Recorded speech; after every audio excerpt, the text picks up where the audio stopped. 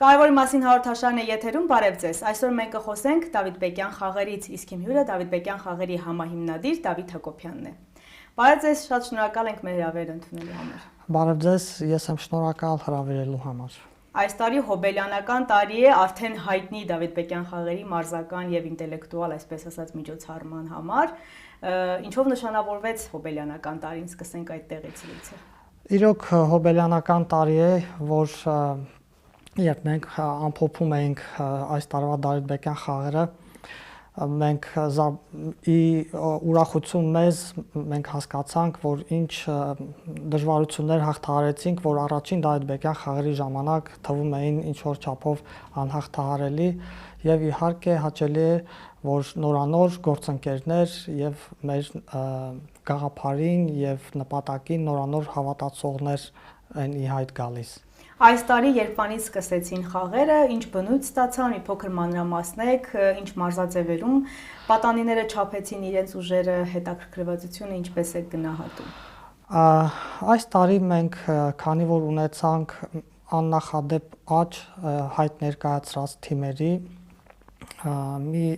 փոքր ուրիշ ձև ստացվեցին եւ ժամկետներն ավելի մեծ էին, քան նախորդ խաղերի ժամանակ, երբ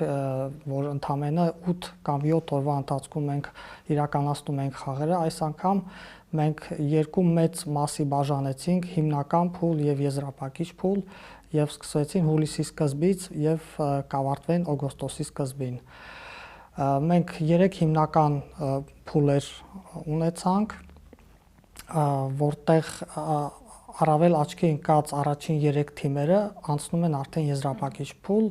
որն էլ տեղի կունենա հուլիսի վերջից 27-ից մինչև օգոստոսի 2-ն ընկած ժամանակահատվածը։ Մարզաձևերը ինչպես եք ընտրել, խորհրդից մի քիչ խոսենք, ովքերով եք հավաքվում, որոշում ինչպես անեք, ինչ անեք, որ ավելի հետաքրքիր լինի, որ պայքարը ավելի արդար լինի, իսկապես հաղթելու ժեղագույնները։ Իհարկե տարիների ընթացքում մենք մեր թերությունները հաշվի առնելով, շտկելով գրեթե ամեն տարի բարելավում ենք եւ այս անգամ Դավիթբեկյան խաղերն իրականացնելու համար մենք ստեղծեցինք կազմ կոմիտե, որտեղ ընդգրկված էր լայն պրոֆեսիոնալ թիմ եւ իհարկե առիթ օգտագործեմ այս եթերից շնորհակալություն հայտնելու այդ մեր կազմ կոմիտեի ընդգրկված բոլոր ներկայացուցիչներին, բոլոր անդամներին եւ խորհուրդը ինչպես առաջին խաղերի ժամանակ, այնպես էլ հիմա նույնն է, միավորել ազգային, հայկական, հայրենասիրական եւ մարդկային հոգեվոր գաղափարի շուրջ նախ ազորակոչային տարիքի 13-ից 17 տարեկան պատանիների եւ աղջիկների եւ այն էլ Սյունիքում եւ այդ խաղերը դարձնել իրականում համահայկական, ինչը կարծես թե մեզ հաջողվում է։ Իսկապես համահայկական խաղեր դարձած մարզական, ինտելեկտուալ միջոցառումը հնարավոր չէ կազմակերպել նաև առանց հովանավորների։ Կազմ կոմիտեն զբաղվում է ավելի կազմակերպական հարցերով եւ մի շարք այլ հարցերով, որոնք որ կարևոր են, բայց կարևոր է նաև ունենալ հովանավորներ։ Ինչ կասեք այդ առումով, ովքեր են հենց ի սկզբանե ձեր ձեռքը բռնած, ձեզ հետ միասին անցնում այս ճանապարհը։ Առաջին խաղերը, որ փոքր 8 ընդամենը հավաքականի կազմով մենք սկսեցինք, մեր գործընկերը Ամրոց ազգային արժեքների պահպանման հիմնադրամն էր, բայց արդեն իսկ երկրորդ խաղերից սկսած մինչև այս հոբելյանական խաղերը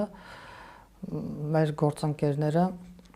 տարեստարի շատացան եւ արդեն սկսած երկրորդ խաղերից մեր գլխավոր գործընկերներից մեկն է Զանգեզուրի պղնձամոլիբդենային կոմբինատը, նաեւ տարբեր տարիներին տարբեր անհատներ մենք ունեցանք աջակիցներ եւ գործընկերներ,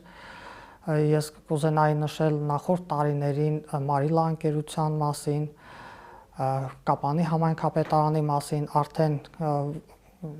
քանի որ երրորդ տարին է մեր գործընկերներից է Սյուն հիմնադրամը,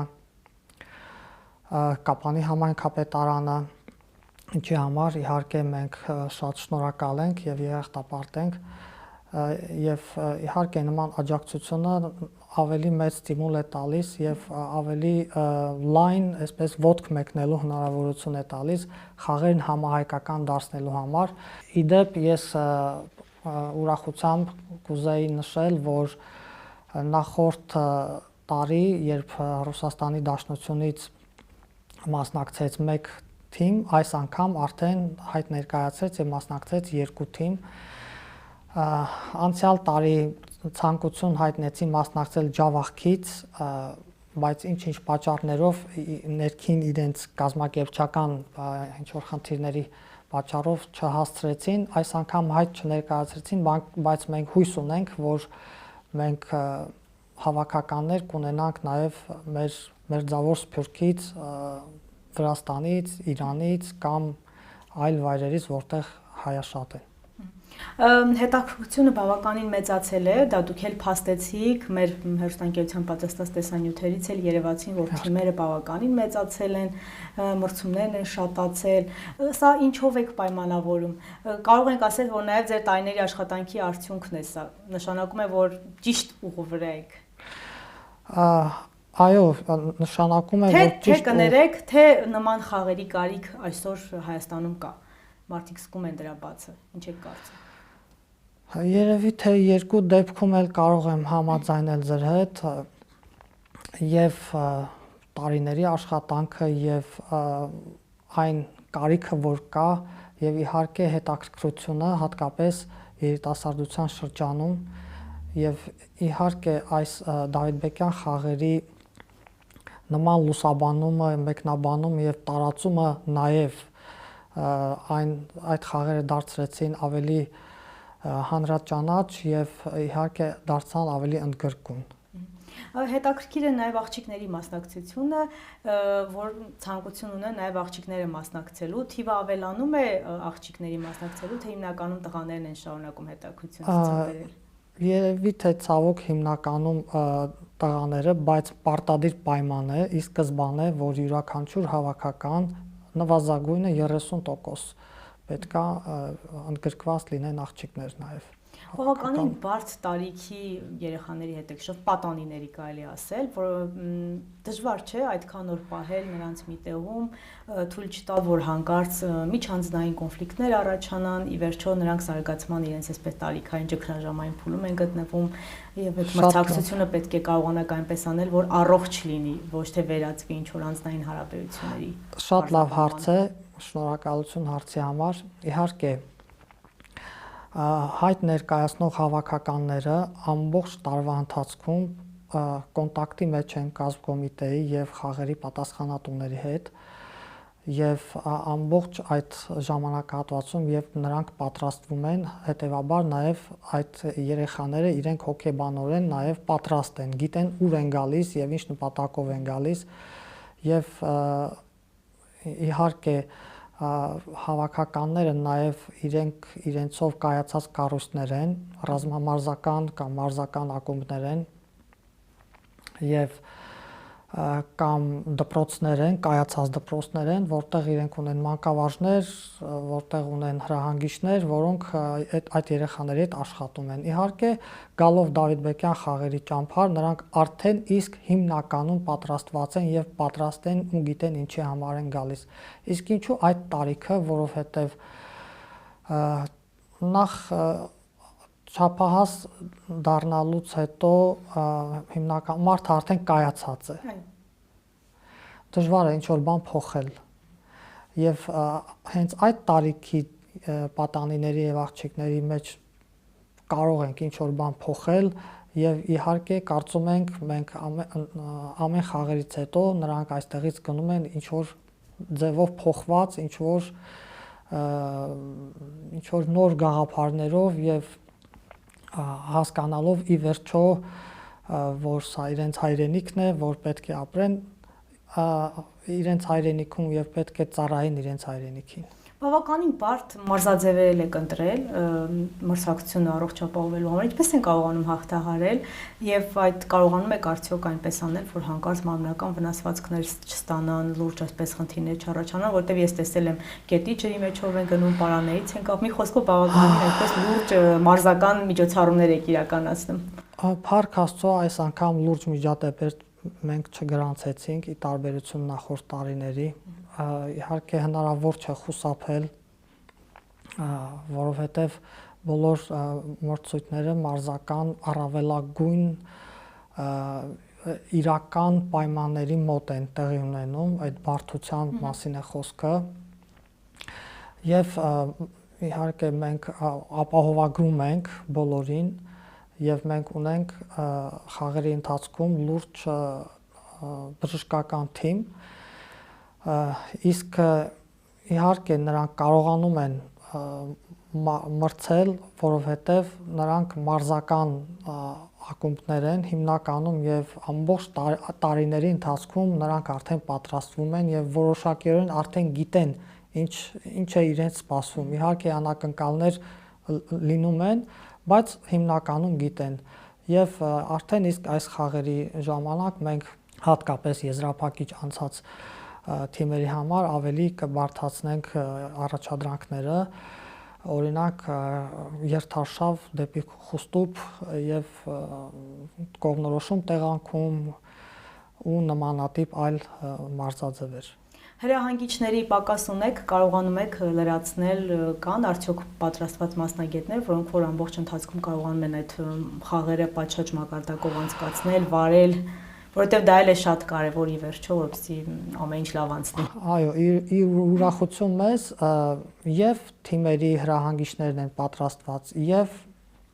Դավիթ խաղերի մարզական մասի կազմակերպիչներն են շատ արհեստավար եւ պատրաստված եւ գոհունակությամբ պետք է նշեմ, որ բոլոր խաղերի ընթացքում ամբողջ այդ մրցույթները անց են կացվել պատշաճ մակարդակով եւ իհարկե որոշ լինում են ամեն դեպքում երբ որ հավաքականների մրցույթից հետո ինչ որ քննարկումներ է լինում, բայց գնահատման, օբյեկտիվության եւ խաղերի անցկացման մասով մենք որևէ խնդիր չենք ունեցել։ Մարզական մասով մենք կարող ենք փաստել, որ տարիների ընթացքում բնականաբար առաջընթաց ունեն մասնակիցները, որովհետեւ ինչպես դուք նշեցիք, ամբողջ տարվա ընթացքում իրենք պատրաստվում են նաեւ Դավիթ խաղերին, ենթադրում եմ, որ տարվա ընթացքում նաեւ այլ միջոցառումների են նրանք մասնակցում։ Ինտելեկտուալ մակարդակը ինչպես կգնահատեք, սա էլ է չափազանց կարևոր իմ կարծիքով մասնակիցների շրջանում։ Բացի ձեռքի ուժից պետք է նաև մտքի ուժ ունենալ։ Ավելի քան կարևոր է, քան ձեռքի ուժը, որովհետև հաղթում են ընդհանրապես աշխարհում ինտելեկտուալ ազգերը եւ ոչ պակաս ազարտով են մրցում նաև այդ մասում երեխաները եւ բավականին էլ պատրաստվում են, մենք նախորոք նրանց ընդհանուր տրամադրում են գրականություն, որ ձեր մրցույթը լինելու է այս գրականության սահմաններում, ամբողջը գնացեք սովորեք, այսինքն ինչ-որ բան նրանք չեն կարող բաց թողնել եւ հայոց պատմություն, հատկապես Սյունիքի մասով, կոնկրետ Սյունիքի մասով եւ աշխարհագրություն եւ ազգագրություն Իհարկե նաև որպես ինտելեկտուալ լուրջ սպորտ, նաև շախմատը եւ իհարկե նաև հոգեվոր բաղադրիչը, հենց պատմության հոգեվոր ընկալումը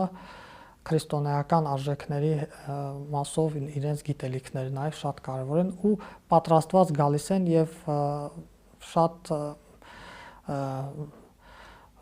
ազարտով մրցում են։ Այդ կարող ենք ասել, որ 5 տարի անց Դավիթ խաղերը արդեն վերջնական իր նպատակին հասել է։ Թե դեռ անելիքներ ունեք ձեր վերջնանպատակին հասնելու համար եւ ինչքան եք պլանավորում առհասարակ այս միջոցառումը անցկացնել։ Տա Աստված, որ այն խաղերը շարունակվեն տասնամյակներ ես կասեի, իհարկե տեղի կունենա նաև սերնդափոխություն, պարտադիր նաև Դավիթ խաղերում մեր Դավիթ-Բեկյան խաղեր կազմակերպության մեջ հիմնադիրների հետ շրջանում կազմկոմիտեի մեջ եւ ինչքան որ Աստված տա այդքան էլ կլին տեղի կունենան եւ ինչքան էլ որ մեր կողքին լինեն մեր գործընկերները այնքան տեղի կունենան Գործընկերների մասով հովանավորները նաև դուք եք դիմում, նաև ձեզ են դիմում հովանավորելու համար, ինչպես եք կազմակերպում։ Երկու տարբերակը կա եւ դիմում են, որ ինչով կարող ենք օգնել եւ մենք ենք դիմում։ Իհարկե մեր արդեն վաղեմի գործընկերների մասով գոհունակությամբ պետք է նշեմ, որ մենք ամեն տարի հանդիպում ենք արդեն որպես բարեկամներ, որ ամփոփենք անցածը եւ ինչ պետք է անենք արդեն մյուս խաղերի ընթացքում, ինչ նորություն ունենք, ինչ հաջողություն ունենք, ինչ ենք ակնկալում։ Եվ վերջնանպատակի մասով չասեցիք, հասնում եք ձեր նպատակին, դեռ ինչքան անեք անելու դեր կա։ Դժվար է դեռ ասել, որ մենք հասել ենք վերջնանպատակին, դեռ շատ նպատակներ կան անելու։ Շատ ժամանակ կա վերջնանպատակին հասնելու համար։ Որն է այդ վերջնանպատակը։ Իհարկե 240 պատանիներ եւ աղջիկներ բավականին մեծ թիվ է, բայց երբ այդ գաղափարները տարածվեն տասնյակ հազարավոր պատանիների շրջանում, որոնք կդառնան մեր երկրի ապագան, այդ ժամանակ արդեն կլինի վերջնանպատակ։ Ես կարծում եմ, որ ձեր վերջնանպատակ չէ, նպատակներից է նաև մասնագիտական կողմնորոշում ապահովելը, երեխաներին վիրտուալ իրականությունից կտրելը։ Ինչ եք կարծում, ձեր խաղերին մասնակից երեխաների հոգեբանությունը տարբերվում է այն երեխաներից, պատանիներից, երևի թե ավելի ճիշտ կլինի ասել, ովքեր որ մի քիչ ավելի վիրտուալ աշխարհով են ապրում եւ առանձնապես հետաքրքրվածություն չունեն մարզական ինտելեկտուալ խաղերի հանդեպ։ Շատ դժվար է իհարկե մեր օրերում կտրել վիրտուալ աշխարհից, բնականաբար չես էլ կարող իրականությունից կտրել, բայց գոնե ինչ որ որոշակիորեն այո տարբերվում է նրանց եւ մտածելակերպը եւ իհարկե հանդիպումների ընթացքում որ կազմակերպվում է Դավիթ-Բեկյան խաղերի ժամանակ երեխաների եւ անհատների միջև օրինակ տարբեր ոլորտի մասնագետների, որոնք շփվում են երեխաների հետ, որոնք պատասխանում են նրանց հարցերին, հետաքրքիր զրույցներ են ունենում, իհարկե անկասկած, եթե ոչ 50%-ի մեջ, ապա մի որոշակի մասի մեջ փոփոխություն լինում է պարտադիր։ Զինվորական գործընտրողներ շատ եք ունենում, թե դեռ այդպես հետադարձ բան չեք արել, վիճակագրություն չեք արել։ Վիճակագրություն չենք արել, բայց վստահաբար կան, մենք լսում ենք նաև նախորդ տարիների մասնակիցների մասին, որ նրանք արդեն գնում են դեպի այդ ճանապարհով, պրոֆեսիոնալ զինվորական ճանապարհով։ Ձեր ամփոփիչ խոսքը մեր պատանիներին, ովքեր որ դեռ չեն կողմնորոշվել, արդյոք ցանկանում են մասնակցել այդ խաղերին, թե ոչ, որովհետեւ գիտեք, ինչ չեմ մտածում եմ, որ նաև ձեր նպատակներից է նաև այն, որ ամեն տարի նորերին ներգրավեք եւ ոչ թե ասենք 13-ից 17, 4-5 տարի արդեն պատանիներ, ովքեր գիտեն այդ ամեն ինչ մասին հետաքրությամբ սիրով գալիս են, այստեղ կարևոր է նաև նորերին ներգրավել իմ կարծիքով։ Իհարկե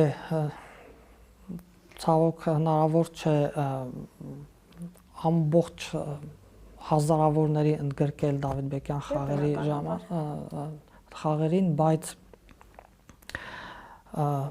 իմ եւ մեր թիմի երազանքն է, ցանկությունն է, որ մենք ունենանք ամբողջական հայի կերպարով երիտասարդություն, իսկ ամբողջական հայը դա համամարտկային եւ ազգային արժեքներով մեծացող հայն է, լինի աղջիկ թե տղա։ Շնորհակալ եմ շատ հետաքրքիր զրույցի եւ ժամանակ տրամադրելու համար։ Կարևորի մասին հաղորդաշարն է եթերում, այսօր մենք խոսեցինք Դավիթ-Բեկյան խաղերից, իսկ իմ հյուրը խաղերի համահիմնադիր Դավիթ Հակոբյանն է։ Հաջողություն։